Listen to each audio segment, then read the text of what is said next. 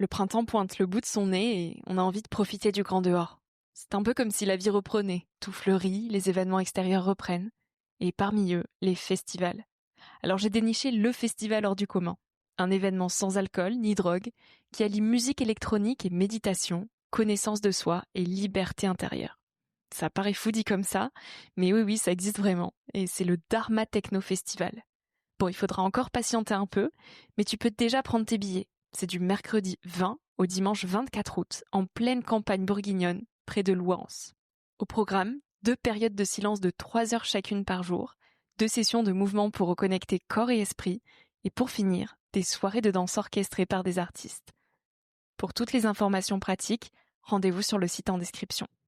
Ce festival est organisé par l'association Equanimity, avec le soutien du fonds de dotation Nouveau Monde, sponsor de la 5e saison de Nouvel Œil.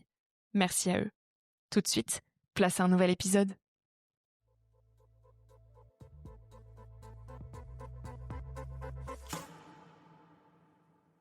Le prix à payer pour se sentir vivant, c'est le risque. Le risque de vivre, je suis pas en train de parler d'une vie d'aventure, mais le simple fait de vivre, tu vois, notre rencontre, elle pourrait très bien ne pas se passer. Mais je crois que les grands choix de ma vie, ils sont faits dans l'imprévu.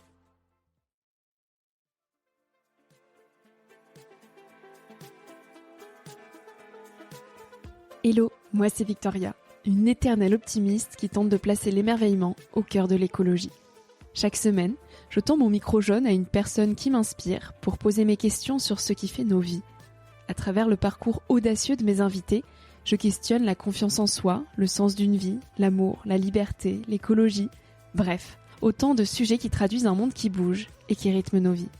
Tout de suite, je t'invite à emprunter un nouvel œil pour regarder le monde et la vie sous un autre angle.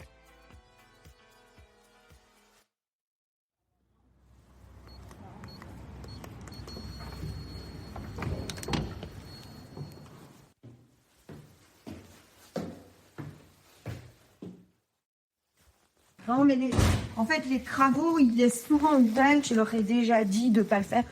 T'as dit bonjour, toi? Ah oui, Ouais. il m'a accueilli, il ou elle? Elle. Ah, On est au courant. T'as dit bonjour? oh. Oui? Ouais, d'accord. Ce bureau est incroyable. Ouais, Vraiment il le prend bureau toute la place. d'écrivaine, j'adore. Ouais, il prend toute la place. C'est vraiment pas fait pour recevoir chez moi. Hein.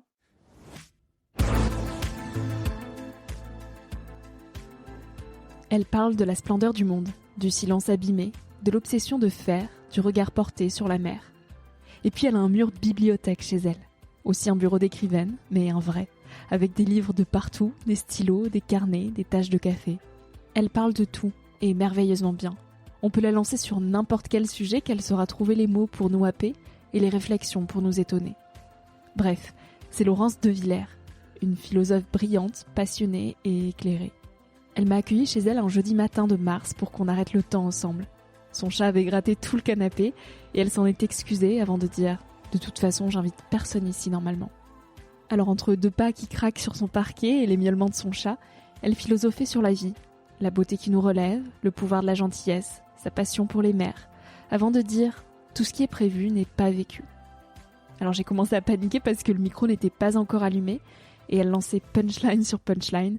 Alors je lui ai dit « Attends, on lance ». Avec Laurence dans cet épisode, on parle de pollution du silence, de mer et de philosophie. J'espère que cette écoute t'invitera à réhabiliter le silence. On a besoin de se sentir vivant. Je suis tellement d'accord avec toi. Et puis pour moi, il n'y a que la beauté qui nous fasse nous sentir vraiment vivants. Il y a peut-être d'autres choses dans la vie, hein. Mais pour moi, c'est la beauté. Là, tu peux vraiment dire ouais, je suis vivant parce que je vois ça. Il me semble. Ah mais je suis tout à fait d'accord. Mais tu commences fort là, Laurence. Ouais. J'ai trop de questions pour toi. Il faut qu'on commence l'enregistrement parce que sinon on va louper des éléments précieux. Installée? Ouais, je suis super bien installée. T'as pas froid? On a le chat avec nous. J'ai pas froid. Je suis très bien. Elle, c'est parce qu'on faut qu'elle soit au centre du monde. Hein. Elle sait toucher la beauté, elle. En tout cas, c'est beau. Un animal, un animal, c'est beau. Hein. Mm. Mais ça, désolée, hein, c'est juste parce qu'elle veut être au centre du monde. Ah non, mais je suis très heureuse d'enregistrer ce podcast avec un chat, c'est magnifique. On y va?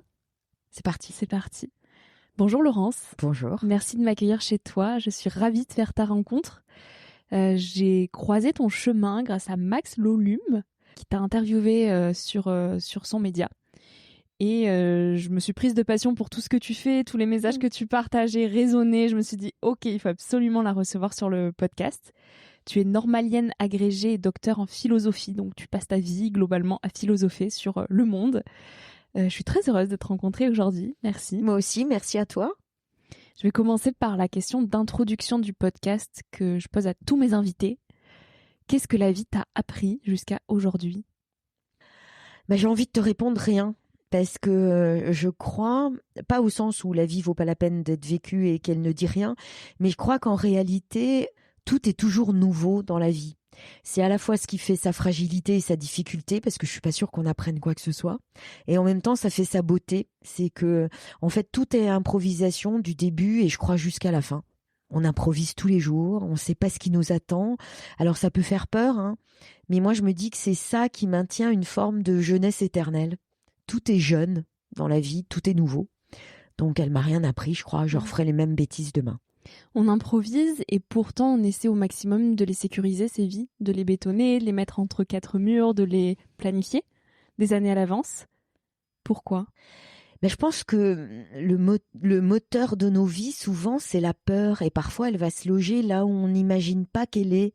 Je crois que dans le besoin de sécurité, alors je veux pas dire que c'est pas bien, on a besoin de ne pas vivre avec l'angoisse de ce qui peut nous arriver, mais le besoin de sécurité, parfois même dans l'amour, dans nos attachements, dans ce qu'on lit, dans ce qu'on veut connaître, dans ce qu'on dit, souvent c'est la peur qui nous fait parler. Et je crois qu'effectivement, on essaie d'anticiper le plus possible. Tu l'as dit, il y a des mots comme verrouiller. Par exemple, j'ai blindé les choses. Mais c'est à la fois tellement triste et illusoire. Enfin, je crois qu'on blinde rien du tout. Alors, ça me fait penser à un philosophe, une phrase qu'il a et que j'aime beaucoup me rappeler, parce que moi aussi, j'ai peur. Hein. C'est Hume qui dit « On ne sait pas ce que c'est qu'un ananas tant qu'on l'a pas mangé ». La vie, c'est ça. Je veux dire, le prix à payer pour se sentir vivant, c'est le risque.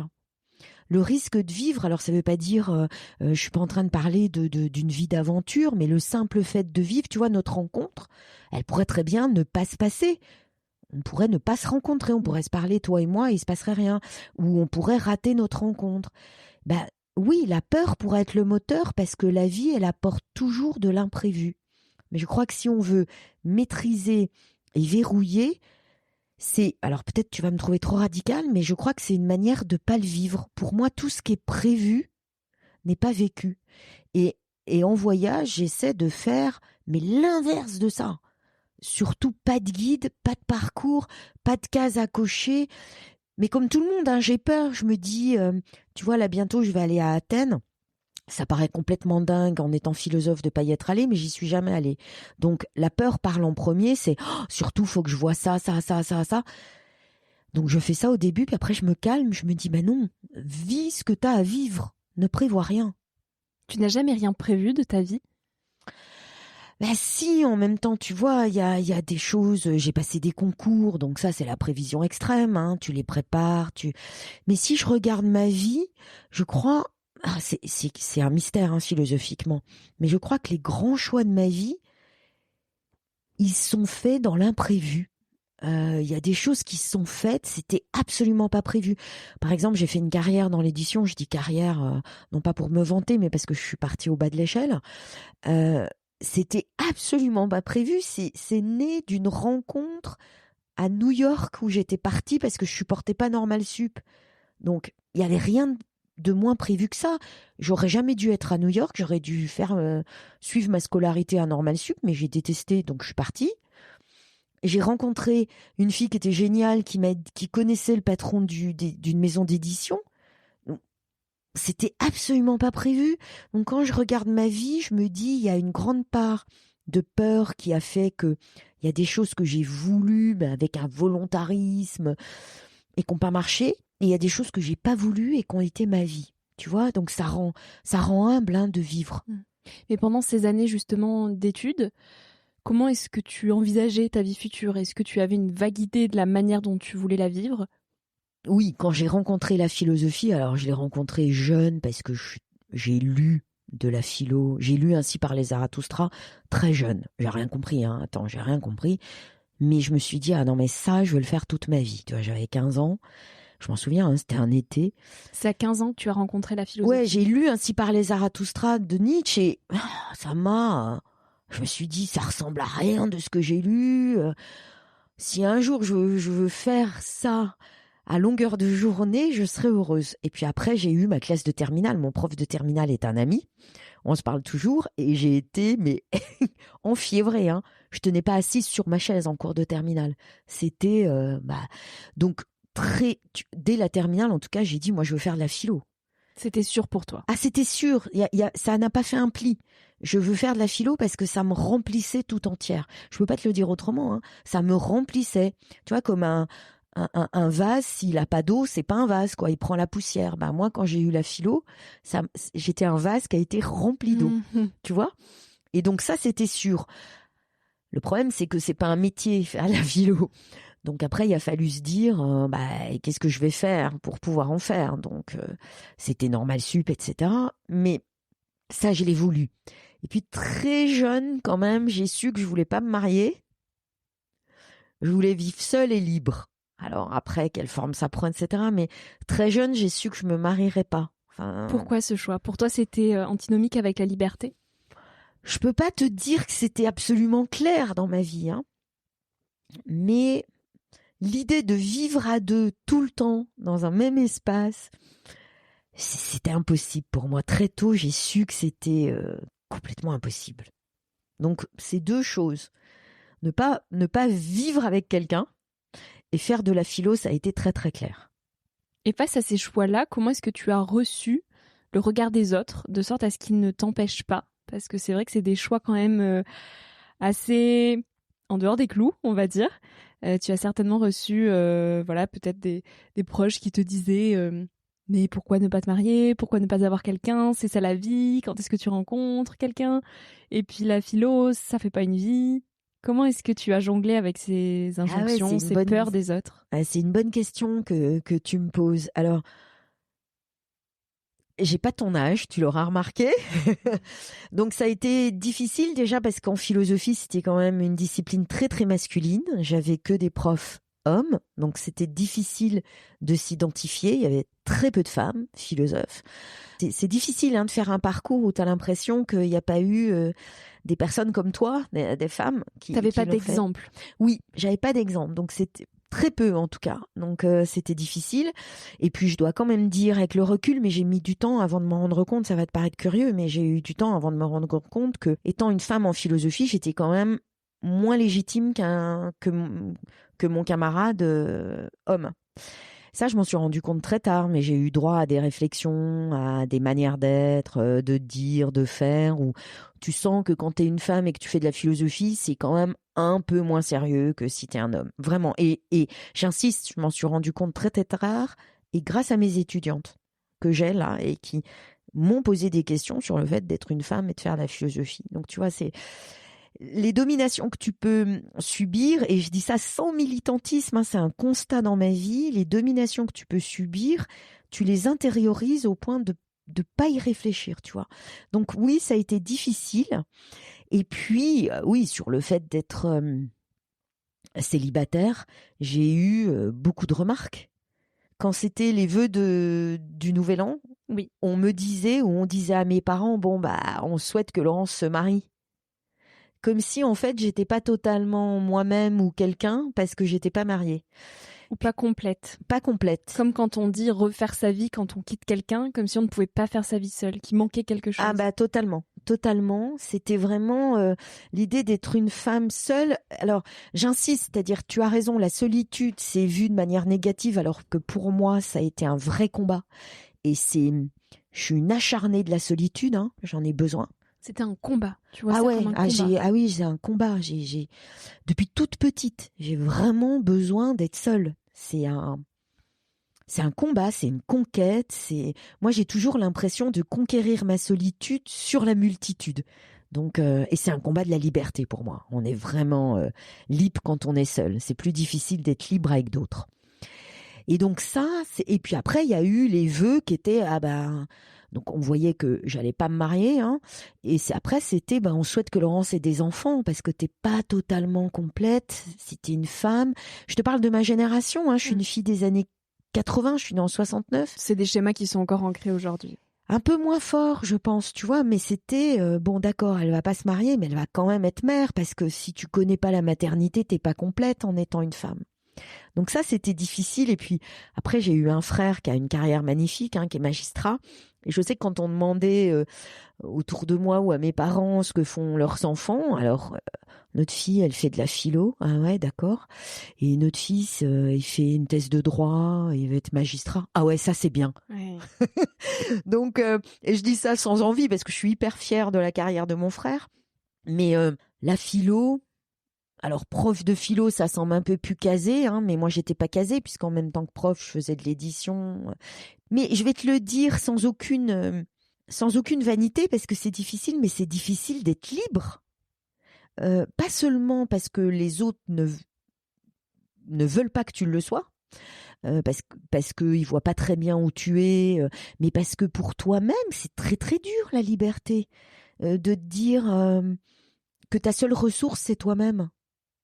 C'est, tu vois, on a tellement envie de dire mon mari, mon métier, ma classe sociale, mon groupe, mon monde, ma nation, mon pays, mon identité, enfin j'en sais rien, d'avoir plein d'attaches, qu'être libre même pour soi-même, c'est un sacré exercice.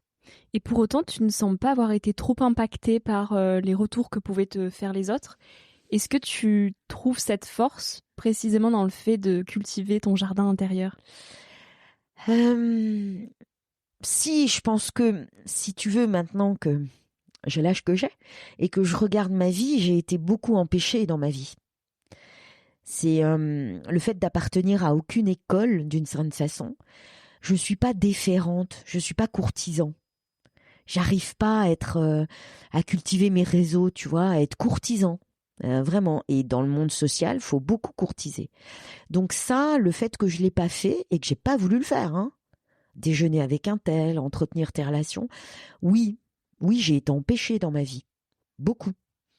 Et ça a été une blessure. C'est encore une blessure, tu vois, de pas avoir obtenu le poste que je pense que j'aurais dû obtenir à l'université parce que j'avais tout coché pour l'avoir.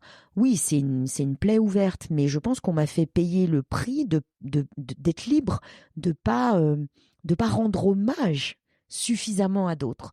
Donc, oui, ça m'a touchée, ce sont des blessures, mais je crois que si je suis honnête, je dois dire que on m'a fait payer le prix parce que j'ai pas voulu le payer. Je me suis pas moulée. Mais vraiment, même toute jeune, hein, je faisais jamais ce qu'on me demandait de faire. Donc, à un moment donné, faut l'accepter, il faut payer le prix soi-même. J'étais très, très rebelle, hein. C'est une forme de résistance aujourd'hui de justement ne pas se mouler dans une société où on nous pousse de plus en plus à être uniforme.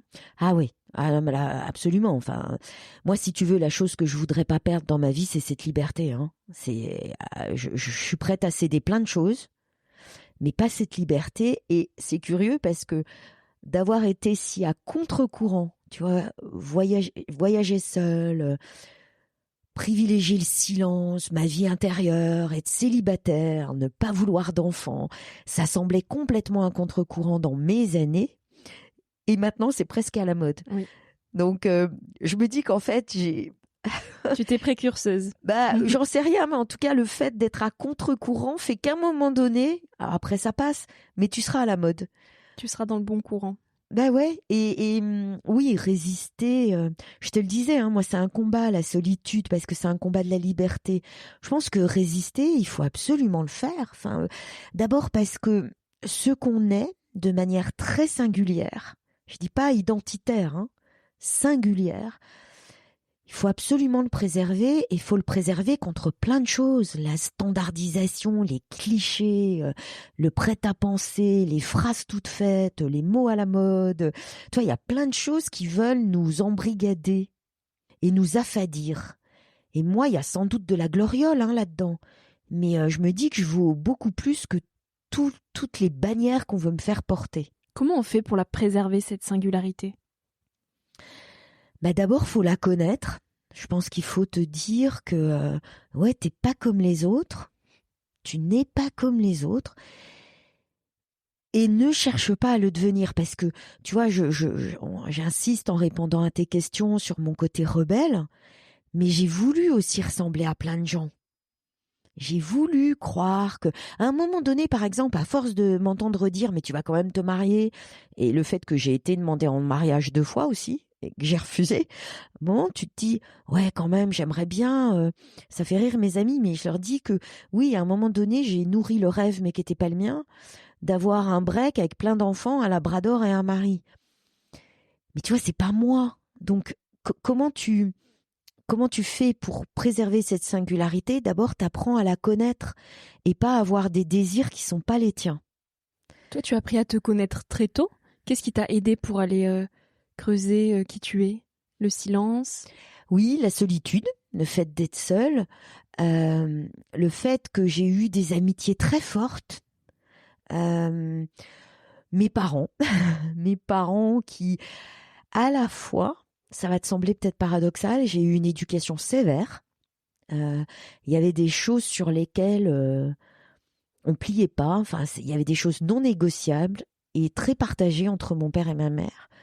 Mon père était catholique pratiquant, donc tout ce qui était lié au catholicisme, l'humilité, la charité, le fait qu'on la ramène pas, qu'on doit être attentif aux autres et qu'on va à la messe, ça, il négociait pas. Mmh. Ma mère, c'était les notes à l'école. Donc tu vois, ils se partageaient les choses, hein. Mais ma mère, elle était elle-même, elle avait été prof et elle était institutrice. Donc quand tu ramenais un bulletin où t'étais que 2e, je peux te dire que ça rigolait pas à la maison, hein. Donc tu vois, j'ai été élevée dans des contraintes très très fortes et je pense que c'est ça qui m'a aidée à comprendre qui j'étais et à transgresser. Parce que j'ai transgressé très jeune, hein. Mais il y avait des trucs, enfin des piliers non négociables. Mais c'est quand tu as des choses si fortes que tu peux avoir le goût de transgresser. Et en même temps, ils m'ont laissé, tu vois, ils m'ont laissé partir en vacances très jeune, très tôt, toute seule sans eux. Ils m'ont laissé, par exemple, tu vois, à 7 ans, j'ai décidé d'être végétarienne. À 7 ans. Ouais, je m'en souviens, je suis à la cantine, j'ai crié, mais je criais beaucoup, hein, jeune. Je ne veux plus manger de viande. Donc on m'a puni à l'école, c'était une école pas du tout inclusive à l'époque, hein, tu te faisais pas remarquer. Donc on me punissait plus, évidemment je voulais pas manger de viande. Donc tu vois, à 7 ans, dans une famille absolument pas végétarienne, on m'a laissé être végétarienne, on m'a laissé piquer des crises de colère, on m'a laissé transgresser. Tu vois, tout en ayant une éducation sévère. Donc ouais, j'ai des parents, je pense, qui m'ont comprise. Ce qui compte quand tu veux cultiver ta singularité et ta liberté, c'est qu'il y ait des gens qui te comprennent. Et il n'y a pas besoin d'en avoir 10 000, hein. Mais dans mon parcours, il y a des gens qui ont vu, qui jettent. Tu vois, être vu par quelqu'un, c'est incomparable, ça. Quelqu'un qui t'a vu, qui t'a comprise. Il y a aussi une chose essentielle pour cultiver notre singularité, et, du moins pour la reconnaître, c'est la place du silence. Et tu le chéris, ce silence. En 2024, tu appelais même à faire de cette année l'année du silence. Parce que pour toi, c'est lui qui permet l'écoute et c'est la seule façon de faire une place aux autres. Tu dis justement, rien ne se pense, rien ne se vit dans le bruit. Le silence est le premier acte de résistance, l'unique moyen, ou presque, de pouvoir affirmer « je suis, j'existe ». La plus grande violence de notre époque est d'avoir abîmé et interdit le silence. Ah oui, ça, alors là, ça c'est une conviction vraiment, et j'aimerais vraiment instaurer des zones de silence et plus que cela, tu vois, un droit au silence. Je pense que notre droit au silence est bafoué tous les jours. Tous les jours. La pollution sonore, et moi, elle m'empêche de vivre, hein, parce qu'effectivement, je pense que on ne pense pas dans le bruit. Quand tu as la tête pleine de plein de choses, ça va des injonctions, méditer, manger tel truc, faites tel truc, moi ça me pollue. Je te le disais, des mots à la mode, des idées à la mode, ça c'est du bruit. Et ça te pollue l'esprit. Donc je pense qu'on n'a pas d'espace pour soi. Et qu'est-ce que c'est que l'espace pour soi? C'est la liberté. Quand il y a du bruit, donc ça c'est un premier point, et je pense qu'il faut vraiment le préserver. On va s'en rendre compte très très vite, hein, qu'on a abîmé le silence et que c'est pollué. Et je pense que le silence est également abîmé et pollué par notre obsession de faire quelque chose. On n'arrête pas d'être en train de faire. Et je crois que tous nos outils technologiques, du portable aux réseaux sociaux, etc., même s'ils apportent la liberté, ils apportent aussi cette obsession de faire quelque chose, tu vois, de scroller, d'être sur Internet, de regarder, d'instagramiser. Je dis pas que c'est mal, mais je dis qu'en fait, c'est du bruit. À un moment donné, ça devient du bruit. Mais qu'est-ce que ça dit de nous, finalement, cette obsession à toujours vouloir faire ? Je pense que ça dit la peur, on la retrouve. Ça dit la peur de ne pas exister suffisamment. C'est curieux parce que moi j'entends beaucoup autour de moi où on parle de problème d'ego, mais non, le problème de l'ego, c'est qu'il n'a pas assez d'ego. Je pense qu'en fait on n'est pas assez nous-mêmes, on n'a pas assez cette singularité dont on parlait, on ne s'appartient pas suffisamment. Et donc, on a l'impression qu'en étant occupé à quelque chose, on va être quelqu'un. Tu vois, par exemple, moi, il y a un truc que je fais quand même pas, et d'ailleurs, ma nièce me dit toujours que je sais pas les faire, je ne fais pas de selfie. Mais j'ai pas besoin de savoir qui j'existe, où je suis. Si je vois un portrait de Van Gogh, c'est Van Gogh que je vais prendre en photo. Si je suis en mer et que il y a un jeu de lumière sur la mer, je vais pas me prendre en selfie. Tu vois, le selfie pour moi, c'est pas un problème d'ego, c'est qu'il y en a pas assez. Je pense qu'on a peur de pas exister suffisamment. Et donc, la pollution du silence, elle se fait aussi par l'obsession de faire quelque chose. Mais qu'on a aussi en vacances, où normalement les vacances, c'est, l'italien le dit bien, far niente. Ne rien faire. Alors qu'on planifie tout au quart d'heure près pour faire un maximum de choses dans nos vacances et dire on l'a fait. Bah oui, alors tu vois, c'est ça. C'est l'idée que si on peut dire à notre retour, je pense qu'on vit beaucoup notre aller en pensant au retour. Et on est souvent en vacances pour pouvoir dire ah ouais non mais quand je le raconterai ou même si c'est inconscient, tu vois, on pense au retour en disant ouais je l'ai fait, regarde l'Himalaya, ouais je l'ai fait. Parce que il y a une peur sociale. Il y a une peur sociale d'être déclassé du tourisme, d'être délaissé pour compte du voyage, tu vois, de pas pouvoir dire au retour ah non, je l'ai pas vu. Ah non, je l'ai pas fait, mince. Comme si t'étais déclassé, tu vois, comme si t'étais ringardisé, comme si t'étais pauvre, si tu l'avais pas fait. Et ça, tu vois, tout ça, je pense que ça pollue le silence et que, paradoxalement, ça nous empêche d'être. Moi, j'adore aller quelque part et ne pas aller où il faut aller.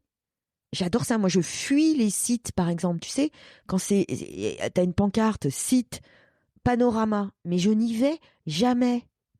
Parce que je trouve que ça markete le monde. Et pour moi, ça pollue. C'est comme si quelqu'un dans ma tête, ça pollue le silence. C'est comme si quelqu'un dans ma tête me disait, non mais va là, il faut que tu ailles là. Mais tu vois, en plus, on a tellement de contraintes et d'injonctions dans notre vie. Pourquoi s'en mettre en vacances ? Moi, je comprends pas. Toi, tes vacances, c'est souvent d'aller en mer. Tu nous en parlais un petit peu tout à l'heure. Tu adores la mer, tu y vas souvent. Et tu as d'ailleurs publié un livre, Petite philosophie de la mer, aux éditions La Martinière en 2022. Qu'est-ce que tu trouves en mer ? Ah, c'est une bonne question, dis donc, qu'est-ce que je trouve en mer ? Alors, je pense qu'il y a une chose qui peut paraître un peu négative, mais qui compte. La mer, c'est un hors-monde. C'est la suspension de tout. Donc, pas seulement de ta vie quotidienne, de tes habitudes, mais c'est la suspension de notre condition de terrien. Et ça, c'est quand même extraordinaire, tu vois, parce que beaucoup autour de moi me disent « Ah, nous, on fait des randonnées, on marche beaucoup. » Très bien, hein. Mais moi, je veux fuir ma condition de terrien. Et alors, je sais pas voler, donc je vole pas. Mais la mer, moi, j'aime ça parce que tout d'un coup, ça anéantit tout ce qui est mes habitudes de terrien, tu vois. Ne serait-ce que nager, t'es plus à la verticale, t'es à l'horizontale. Donc, tu l'auras compris, moi, j'aime beaucoup fuir. Hein. Quand j'étais jeune, j'étais complètement fascinée par la fugue. Mais tu fuyais quoi, finalement ? J'aime pas le quotidien. J'aime pas les contraintes. Ça, on l'a compris. J'aime pas être enfermée. J'aime pas ma vie. Tu vois, si je le dis de manière radicale, je rêve toujours d'autres vies. Il y a un penseur qui est un poète, mais pour moi c'est un philosophe. Je mets beaucoup de gens dans la philosophie, qui est Fernando Pessoa, qui est un poète portugais de Lisbonne.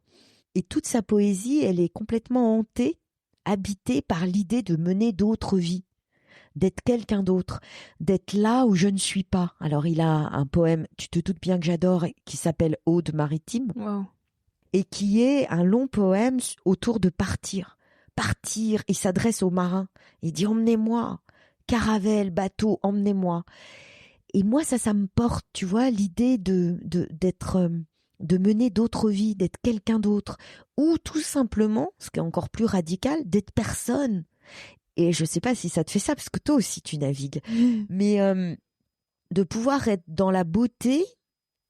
Bon, moi la beauté, des exemples de beauté que j'ai, c'est beaucoup maritime, hein, et de plus avoir à me tracasser d'être qui que ce soit et d'être moi-même. Tu vois, d'être ma vie intérieure devient ce que je vois, mais le paysage m'absorbe tellement que moi, c'est ce que je vois.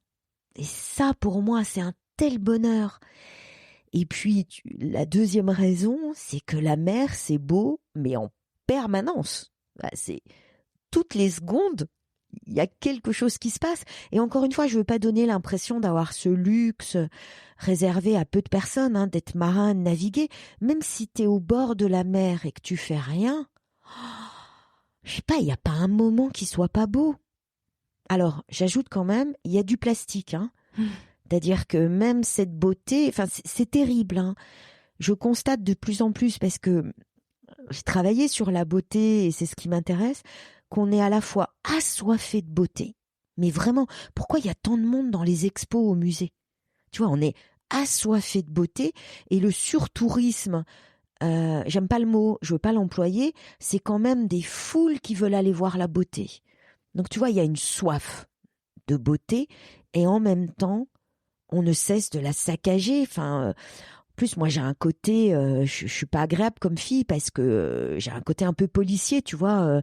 Alors, si tu jettes un mégot sur la plage devant moi, je deviens une furie totale, hein. Si tu fais du jet ski avec le bruit sur la plage, moi, je hurle pour qu'il arrête.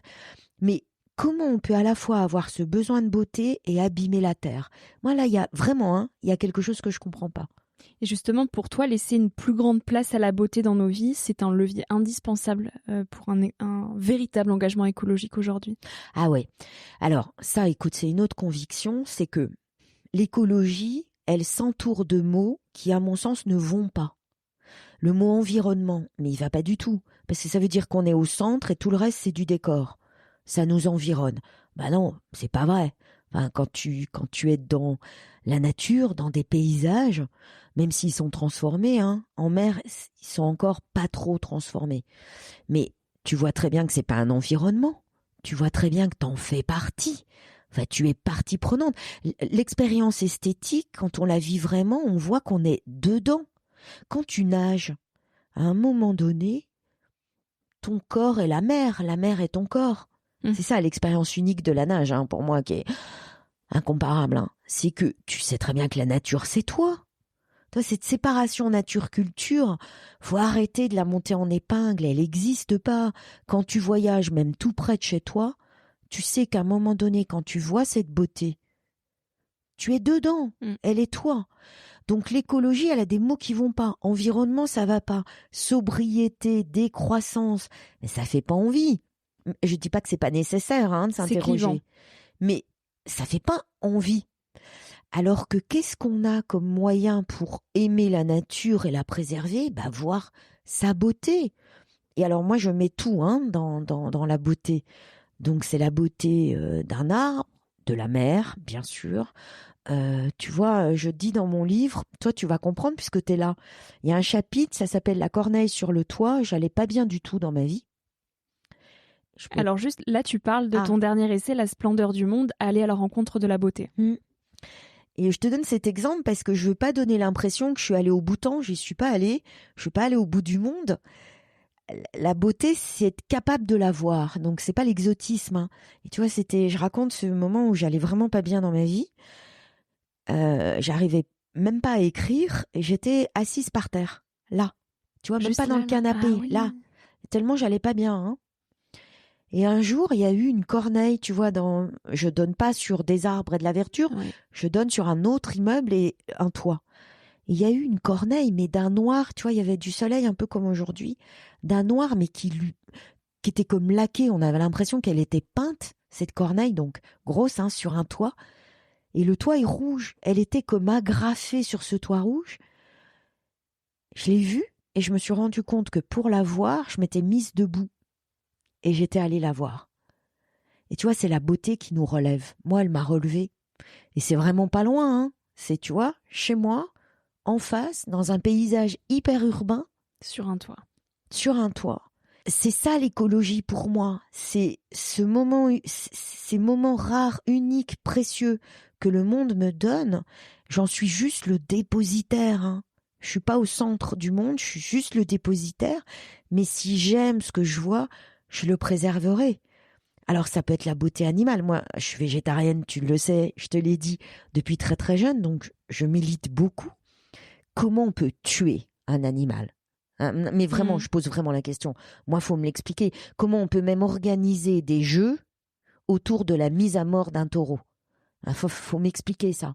Comment on peut dire que l'abattoir, l'animal, il sent pas ce qui lui arrive ? Non, mais faut arrêter. Faut arrêter la mauvaise foi. Enfin, c'est pas vrai. Et quand on voit la beauté d'un animal, mais même d'une poule, hein, vous savez, les plumes d'une poule, je sais pas, je comprends pas. C'est de la magie, juste les plumes d'une poule. Eh ouais. C'est vrai, donc tout est magie. C'est vraiment quelque chose que je comprends pas. Hein. Philosophiquement. Oui. Je ne comprends pas la mise à mort. Et c'est en ça que tu appelles à renouer avec la splendeur du monde. Voilà. Et tu vois, j'ai cherché le mot et j'ai choisi celui de splendeur parce que la splendeur, c'est ni la beauté qui est signalée. Il y a des musées de la beauté. On le disait tout à l'heure, il y a même des sites de la beauté. Tu vois, je vais beaucoup en Norvège et on me dit « Oh, t'as vu cette montagne ?» Non. Mais tu vois, c'est signalé. Et puis, il y a le sublime qui est tellement beau, que ça t'écrase, tellement spectaculaire. Je te donne un exemple. Donc, comme je vais beaucoup dans ces pays du Nord, on me dit, est-ce que tu as vu des aurores boréales ? C'est la question que j'allais te poser. Ah c'est un de mes rêves d'en voir. Ben, oui, j'en ai vu. J'ai pas une seule photo d'aurore boréale, parce que je photographie pas comme ça. Je photographie la splendeur. Tu vas me dire, c'est quoi ? Ben, c'est pas la beauté qui se signale. C'est pas le sublime qui est tellement merveilleux, spectaculaire, grandiose. C'est cette corneille sur un toit. C'est tout d'un coup une beauté fugace, que discrète. Tu n'attends pas. Ouais, que tu n'attends pas, qui vient te saisir, qui est pas signalée. Donc tu peux passer ta vie sans les voir, hein, ces splendeurs. Qui tient dans un détail, une vibration, une couleur, un mot, parce que je fais pas de distinction, hein. La beauté culturelle, humaine, animale, naturelle, un mot, un geste, un sourire, un visage. Splendeur en latin. Tu sais qu'en philo, à un moment donné, on va te dire un truc en latin. Hein. C'est qui brille. Platon en parle, qui brille. Tout d'un coup, le monde s'allume. Tu le sais, t'as dû en faire l'expérience toi-même. Quand tu vois quelque chose de beau, tout d'un coup, t'as l'impression qu'il y a une lumière là, en toi et dans le monde. Donc tu vois, moi j'ai un carnet de splendeur, il est là sur ta droite, mais j'en ai 10 000, ils sont tous là, hein. Tu les vois, il y en a dans les placards. Il y en a énormément. Et tu notes toutes tes splendeurs. Tel jour, à tel endroit, j'ai vu une splendeur. Et ça, tu l'écris tous les soirs, Ouais, j'essaie. Alors écoute, j'essaie. Ça c'est Nicolas Bouvier, l'écrivain voyageur qui me l'a appris. À un moment donné, dans l'usage du monde, dans Poisson Scorpion, un autre livre que j'aime énormément, il dit comment je vais faire basculer la journée en ma faveur. Et là, pour moi, ça m'a marqué quand il a écrit ça. Pour moi, c'est voir une beauté. Tu vois, ça peut être avant-hier. J'allais du côté de Saint-Germain-des-Prés et il y a eu un vol des tourneaux. Ça faisait comme des griffures noires sur l'église de Saint-Germain-des-Prés. Voilà, c'était ma splendeur du jour. Oui, j'essaie d'en avoir une par jour. Mais je vais pas la chercher, hein, t'as compris. Je veux pas la fabriquer, il faut qu'elle vienne me claque. Alors que les aurores boréales, par exemple, on va les chercher. Bah, certains voyagent même pour les voir. Donc oui, c'est spectaculaire, je veux pas faire ma snob, tu vois, je veux pas donner l'impression que c'est snob. Oui, c'est spectaculaire, ça fait même peur, hein. Ah oui? Oui, parce que le ciel a des couleurs qu'il devrait pas avoir. Vert, par exemple. Le ciel, il est pas de ce vert un peu chimique même. C'est presque pétrochimique pour moi, les aurores boréales. Donc oui, attends, c'est spectaculaire quand on voit une, t'es waouh. Et t'as le réflexe de prendre en photo. Mais moi, j'essaie de prendre des photos avec le réflexe inverse. C'est pas le spectaculaire. Et alors peut-être je vais t'étonner, mais on parle beaucoup de nos jours de s'émerveiller. Et moi, je veux pas. Parce que je trouve que s'émerveiller, c'est encore demander au monde de m'épater. Demander au monde de me donner de quoi le prendre en photo. Demander à la planète d'être instagrammable. De faire que la planète soit comme un paquet cadeau tout exprès pour moi. Tu vois, dans s'émerveiller, il y a ce S apostrophe pronominal qui se rapporte à moi. Hein. Mais moi, je veux pas voir pour l'effet que ça me fait. Je veux voir parce que c'est là. Tu vois, donc moi, je veux même pas chercher l'émerveillement. Je veux juste rendre hommage à cette beauté du monde. Laurence, on arrive aux questions de la fin de cette interview. Est-ce que tu te sens à ta place aujourd'hui? Ah, quelle bonne question, dis donc, tu vois. Non. Non, parce que si je suis sincère avec toi, je j'ai pas eu ce pourquoi j'ai passé mes diplômes, par exemple, je te l'ai déjà dit, c'est une blessure. Je voulais vraiment avoir un poste à l'université pour la vie, être chercheur, et voilà. Donc je l'ai pas. Et en même temps, même si c'est douloureux, hein, parce qu'on veut tellement être à notre place, je suis heureuse de pas avoir de place. Et j'en veux pas. Je veux pas qu'on puisse dire Laurence de Villers, elle est. Je veux pas qu'on puisse dire où est Laurence de Villers. Si je te réponds vraiment, et là je suis sincère avec toi, je suis déjà en train d'imaginer où je vais être dans mon prochain voyage. Donc je veux pas avoir une place, je veux être là où je ne suis pas. Et attrape-moi si tu peux. Je veux pas avoir de place.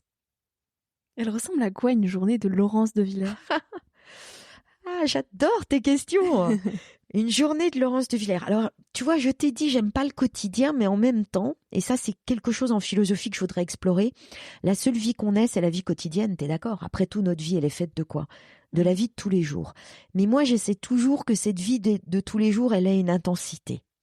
La vie de Laurence de Villers, la journée idéale ou la journée... La journée type. La journée type. J'ai horreur de me lever tôt le matin parce que j'adore vivre la nuit. Parce que j'ai l'impression que j'ai fermé le rideau de la boutique, je suis là pour personne, t'as compris que ça me plaît, hein, je suis seule, en silence. Donc j'ai horreur de me lever tôt, j'ai horreur d'avoir des choses à faire, alors que j'ai un agenda, hein, j'ai des rendez-vous, et parfois c'est un vrai bonheur, comme le rendez-vous avec toi, mais voilà, j'ai du mal avec les contraintes. Ouais, j'ai du mal avec les contraintes, avec les rendez-vous, etc. Ma journée, c'est toujours essayer de grappiller un moment où je vais écrire.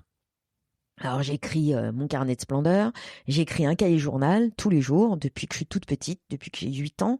Donc il faut que... Et puis j'écris des livres, j'essaie, des articles. Donc il faut vraiment que j'ai pu écrire dans ma journée, sinon j'ai une frustration énorme. Hein. Ça me rend très très triste. Donc il faut que j'écrive, il faut que je lise. J'ai besoin de lire beaucoup, ça m'apaise. J'ai besoin d'être toute seule. C'est ma journée où vraiment il faut des grandes plages où je suis toute seule. Et j'aime bien être chez moi. C'est un peu un donjon, hein. C'est un peu terrible même. J'aime bien être entre mes 4 murs. Tu vois, j'aime beaucoup voyager, mais j'aime beaucoup aussi être dans des 4 murs. Ça me plaît beaucoup d'être enfermée dans des endroits. Hein. Ça peut être un musée, un bateau. C'est fermé. Hein. C'est des formes de refuge. Ouais, j'aime beaucoup. T'as raison. Ressources. J'avais des cabanes petites. Ouais, t'as raison, j'y avais pas pensé. Ouais, j'ai besoin de refuge. Oui, c'est important pour d'autant mieux et plus explorer le monde après derrière.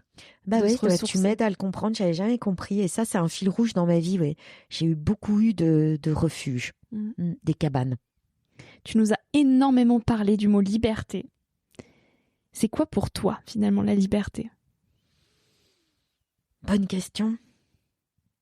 La liberté, c'est une libération. C'est-à-dire que, tu vois, liberté, c'est un peu abstrait. Je devais le définir. Mais je sais tout ce qui me libère. Et j'ai le souvenir de tous les moments où l'étau s'est desserré pour moi. Tous les moments de libération. Et puis, il y a...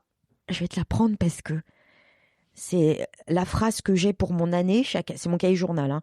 Donc, chaque année, j'ai une phrase qui va me guider. Et là, c'est des paroles d'une chanson de Gainsbourg. Ouais. Et c'est pour répondre à ta question, si tu veux bien. Hein. Allez. Qui ne s'est jamais laissé enchaîner ne saura jamais ce qu'est la liberté. Moi, oui, je le sais. Je suis une évadée. Waouh, tout est dit dans cette phrase, c'est magnifique. Moi, je suis une évadée. J'ai connu l'enchaînement. Mais s'évader, la liberté, c'est pouvoir dire « moi, je suis une évadée ». C'est magnifique. Laurence, on va terminer par la question signature de ce podcast. Quel message tu aimerais partager à celles et ceux qui nous écoutent aujourd'hui ? Vous n'êtes jamais assez libre. Cherchez à l'être encore plus. Toi, tu ne l'es pas assez encore ? Non, non, pas du tout. Il y a encore plein de zones pas du tout libérées dans ma vie. Lesquelles ? Peut-être le regard des autres, l'opinion qu'on peut avoir de moi, l'idée de réussir. Même, je pense que j'imagine encore être tel ou tel et c'est pas vrai.